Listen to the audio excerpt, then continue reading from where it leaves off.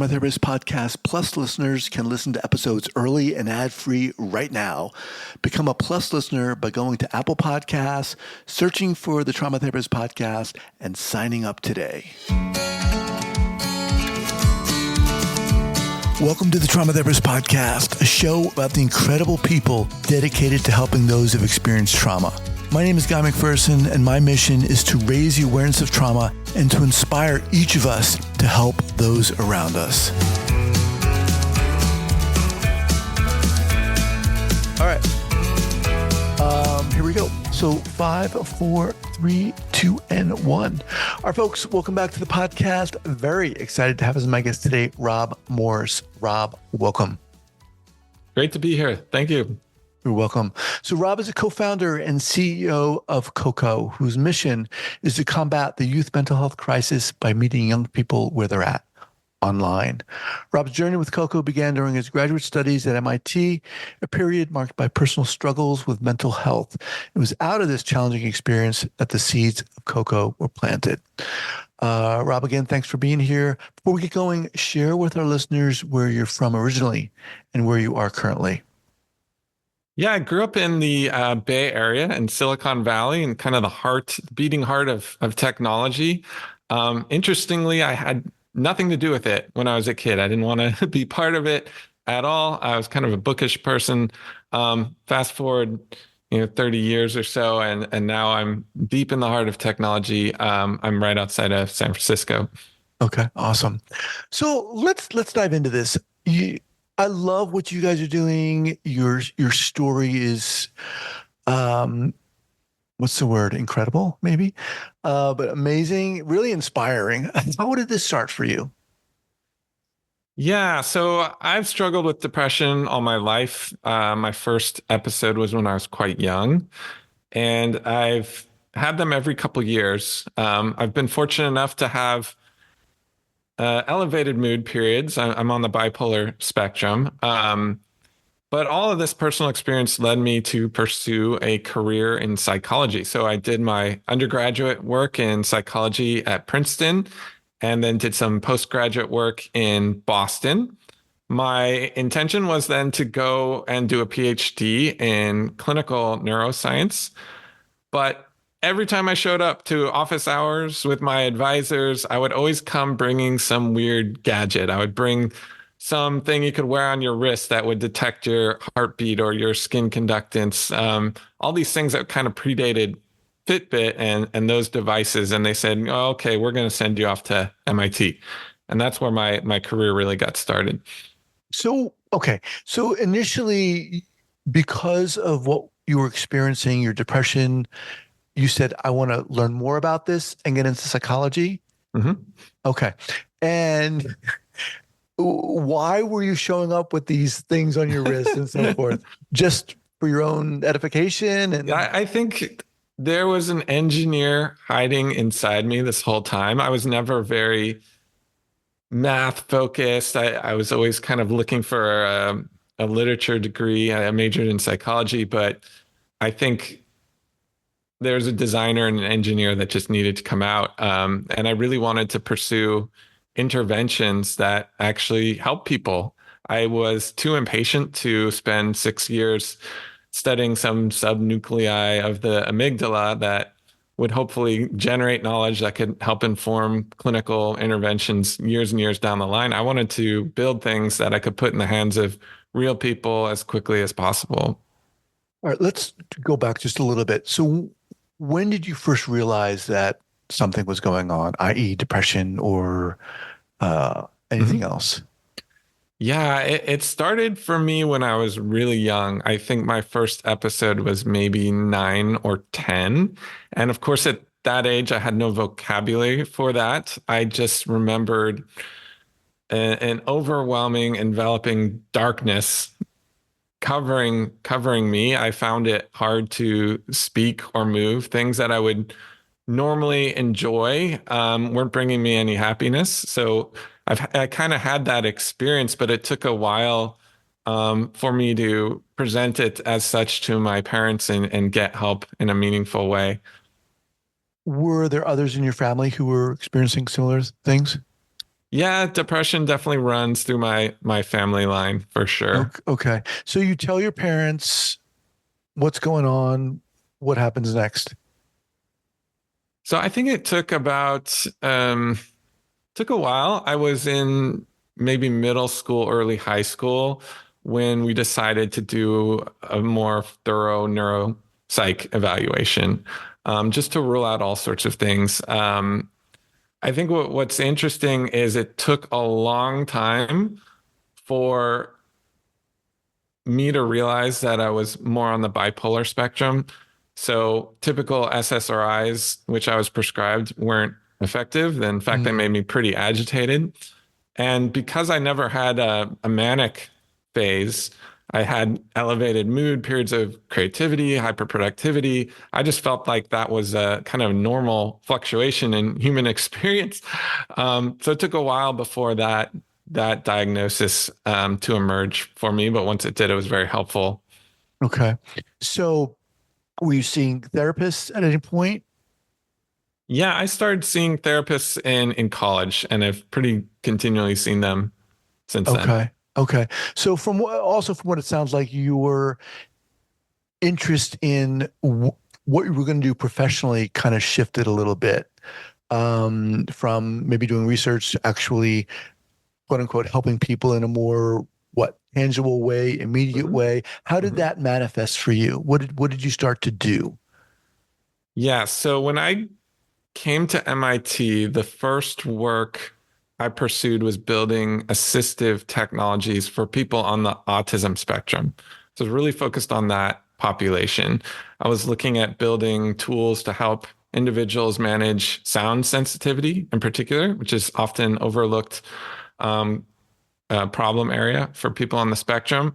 But meanwhile, I was still struggling tremendously with my own mental health. I was very fortunate to have university health services, but even then, wait lists were long. It was hard to find Mm, time to get appointments. So I did what any good MIT student would do, which is I started hacking together some solutions for myself. And I started to build a digital self-help platform that could kind of help me during those interim phases between seeing therapists. okay. Now, when you say you were struggling, what did that look like for you? What did that mean for you? Yeah, at MIT it was quite hard for me because I joined with a psychology background as we discussed, and I didn't have any formal training in math or engineering or computer science. So I don't recommend going to MIT without that kind of prerequisite knowledge. Which is what people associate with MIT, right? Yeah, I think Most commonly. I ended up in a lab that really needed this kind of dual expertise, a builder and someone with a deep fundamental research psychology training. So that's how I ended up there. And yeah, it was really hard. I had to teach myself how to code while sitting in a small, cramped office space with classmates who'd been taking apart computers since they were six Oh years my God. old. So, I even attended the undergrad classes to try and keep up, and those were incredibly difficult for me. So I had a lot of negative thoughts, distorted thoughts about not being well suited for MIT, failing, dropping out, not knowing what could happen, just kind of the typical catastrophic thinking pattern that can happen. Now, let me ask you something personal here. And of course, you'll feel free to answer whatever you want and in whatever depth you feel comfortable. But was there a point at which you were suicidal at all? I've had suicidal ideation for Okay. sure. Yeah. Okay. So you're struggling, you're in these classes, and you said you began to develop something to help yourself. Talk more about that. What did that look like? Okay. So as a novice computer programmer, there was one website that saved me. It was called Stack Overflow, and it's basically a website where you can go and you can describe any problem you're having with your code. So if my code's not working, I can post on it, and magically all these humans for free will come in and help me fix my code. It's kind of a beautiful era of the internet where you can leverage collective intelligence in a really productive and non-toxic way. As I was doing this, though, the problems weren't so much the bugs in my code, but rather the bugs in my thinking about Mm. how I was coding. So, I can't write this code. It's not working. I'm terrible. So I wanted to build a Stack Overflow for the mind, essentially, a way to A leverage crowdsource. crowdsourced version, a loosely designed crowdsourced version of cognitive therapy. Wow. So, I've been doing all sorts of different therapeutic modalities for myself over the years. I think CBT was pretty big for me in that era. And what I found frustrating with doing thought records and those kinds of things was when my mind and my mood were stressed, my brain's ability to think flexibly and creatively was impaired. So it made it really difficult to think about how to reframe a negative situation. And I was building this platform where, strangers on the internet would come through and look at whatever I was describing as a negative thought, and they could help me find distortions in my thinking or reframe it. And they weren't trained therapists. I gave them just, one little task like, hey, is this something like all or nothing thinking? Here's how we define that. And, I'd have like 10 people respond to me in different ways. It was super compelling. My classmates started using it, and it started to Wow. blossom into a more fully fledged platform. But the thing that was really exciting was when people were helping me, I would often give them the option to give me feedback on, what I was asking them to do. And people would say, hey, doing this exercise actually helped me. Helping you was helping me. And so we redesigned the platform so it was completely bi-directional. So while I'm getting help from a crowd, I was incentivizing myself to go help other people. And I found Mhm. that that actually was more therapeutic, more beneficial. And, years later, we have empirical data and research papers to support that idea. So that's when it really gathered steam, when we started to find ways to leverage the power of helping others to help yourself. So help me understand what this platform looked like. Was it Mhm. like a journal type thing? You would go online and just type what was going on for you, and you would ask people, this is what's happening. Can you help me, or what? Yeah, essentially that. It was frankly way overcomplicated at the start. It's since evolved into something quite a bit different, which we can talk about. But it was basically writing a short thought record. So describing a situation and your negative thoughts that accompany it. And it was character count constrained. So, you can't write like a 5 paragraph essay, which would overwhelm anyone trying to respond to it. Right. And then you get messages, and the people who were responding with a very simple task. They weren't kind of faced with this paragraph of text and asked to just do their best. We would have very specific tasks that they could work on for each block of text they were approaching. And you put it online. What does that mean when you put it online? How did people find this? Yeah, so that's an interesting story. It's always really hard to bootstrap platforms like this. Like, how do you get a supply of people willing and interested in doing this? To start, I used a service on Amazon that allowed me to pay people for doing really small online jobs. A lot of that platform was used to help label images, clean up data. So I was using it in a very atypical way. So someone working on this Amazon platform would make some, spare money. Just doing random things like labeling images or cleaning up data, and then all of a sudden they see this task that's like, here's a small post from a grad student who's saying like they're struggling with their relationship. Here's what we want you to do. There's something. I mean, one of the things that's so interesting to me about this, Rob, is there's the obvious component of ingenuity and the technical aspect that's required here. But on the other side of that is I mean, it takes a lot of courage to put yourself out there. How did you have any hesitation in that, or were you Oh like, yeah. I need friggin' help? I got to do this. It's a little bit of both. I think what was really interesting was there wasn't just the nerves and anxiety related to putting myself out there and disclosing things for anonymous group of strangers to respond to and all of that, but there was this other element of the quality and nature of the responses was relevant to what I was building. So if the output that came back wasn't working right, um, then I would have another wave of stress wash over me. So at Mm. some point, a lot of my posts into the system were very meta. I would say I'm trying to build this platform where people come and help each other think more hopefully about the world, but it's not working because this and this. It's going to be a failure. I've wasted all this time, and so I'd use the very platform I was stressed out about to help manage the stress about building the platform. So how did this evolve? Let's Mhm. bring us up to date in a sense.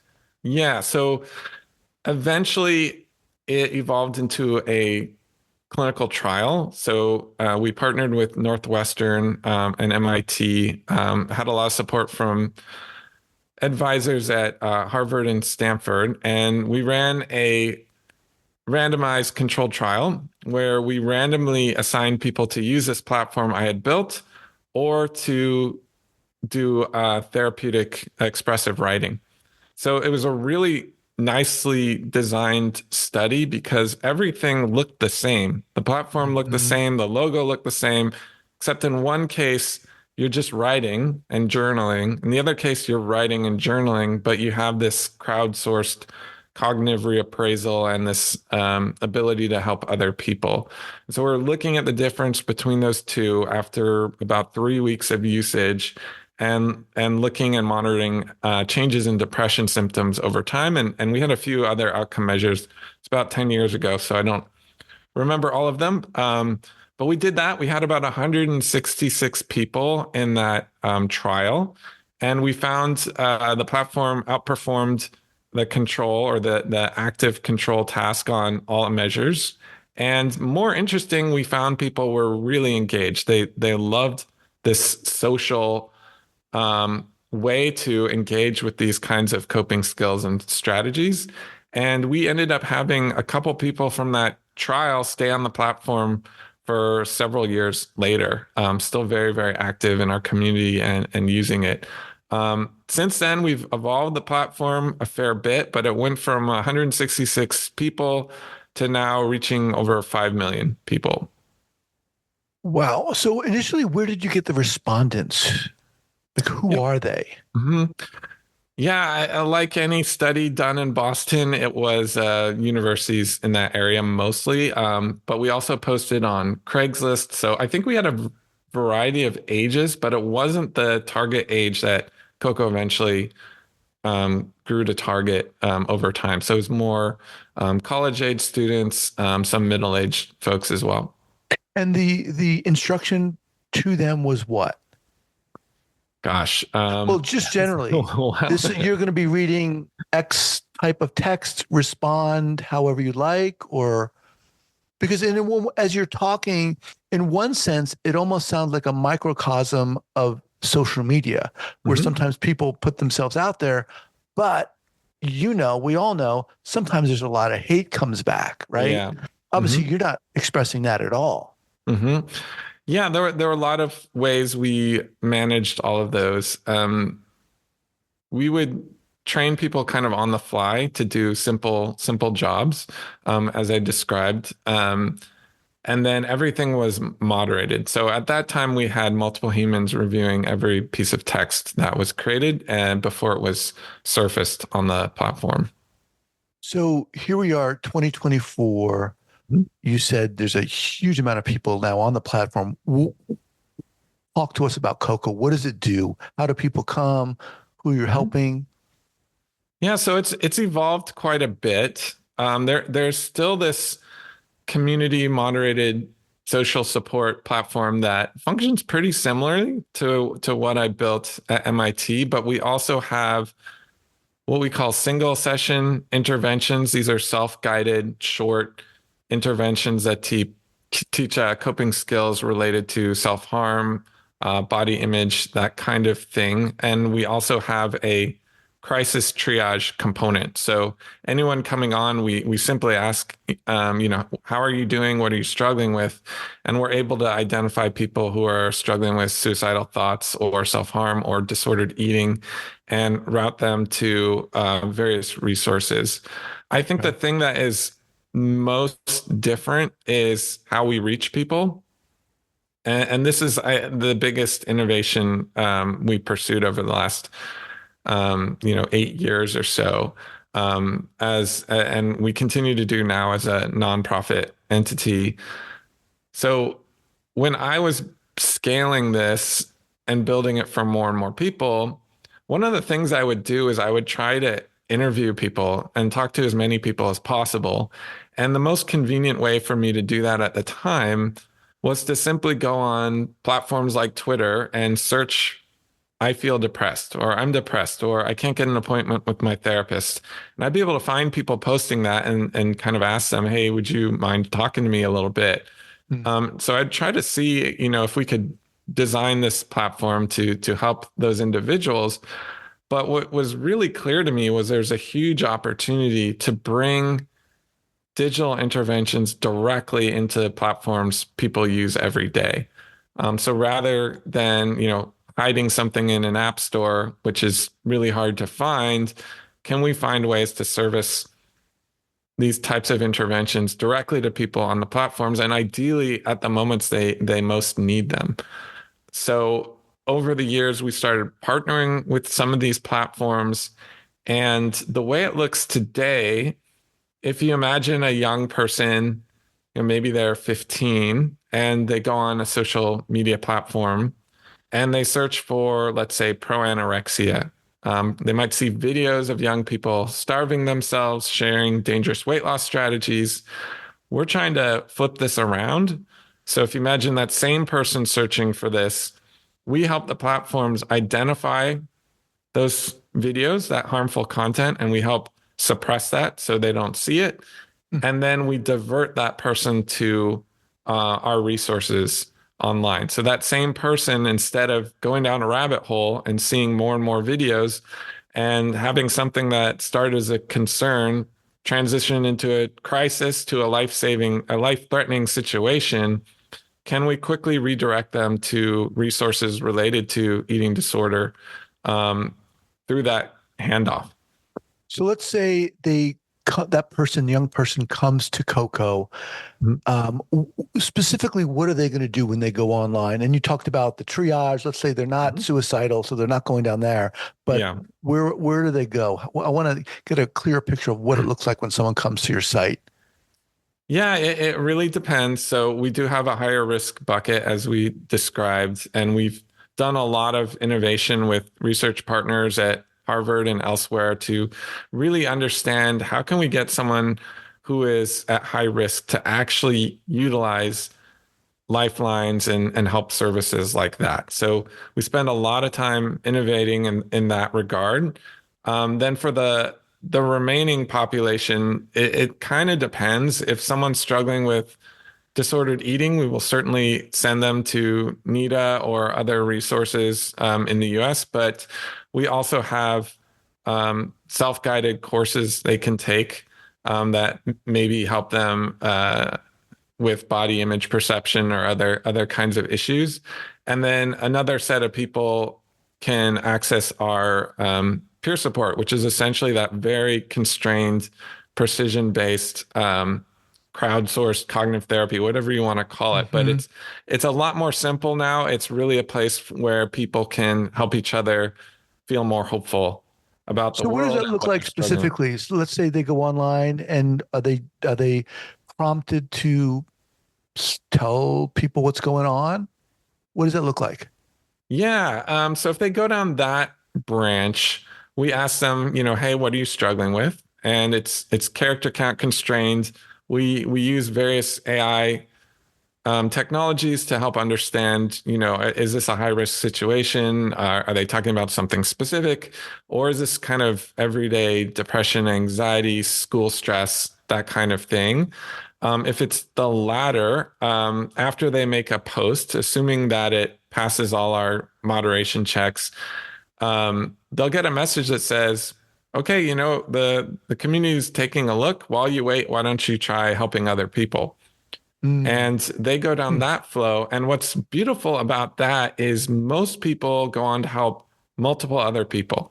So if you have one person coming in and asking for help, they go in to help two or three other people. Wow, We that's now have cool. this beautiful situation where our network is balanced. I don't know of any other crisis line or peer support line where there's not a problem with supply.